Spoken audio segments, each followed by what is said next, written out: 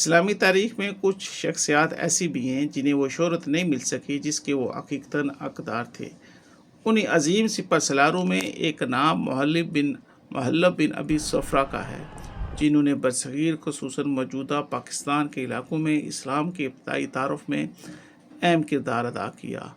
محلب بن ابی صفرا نے ایک طویل اور مشکل مہم کے دوران درہ خیبر کے راستے خیبر پختونخوا میں داخل ہو کر اپنی پیش قدمی کا آغاز کیا۔ وہاں سے وہ سوابی، پھر بنوں اور اس کے بعد پنجاب کے اہم شہر ملتان تک پہنچے۔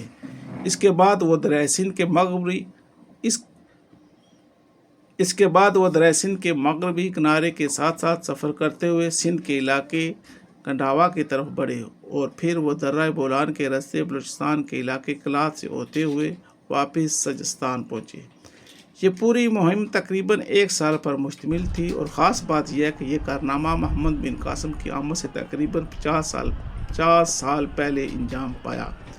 اس لحاظ سے محلب بن ابی صفرا کو یہ اعزاز حاصل ہے کہ وہ پہلے مسلم سپہ سالار تھے جنہوں نے موجودہ پاکستان کے 4 خطوں خیبر پختونخوا، پنجاب، سندھ اور بلوچستان میں اسلام کا پیغام پہنچایا۔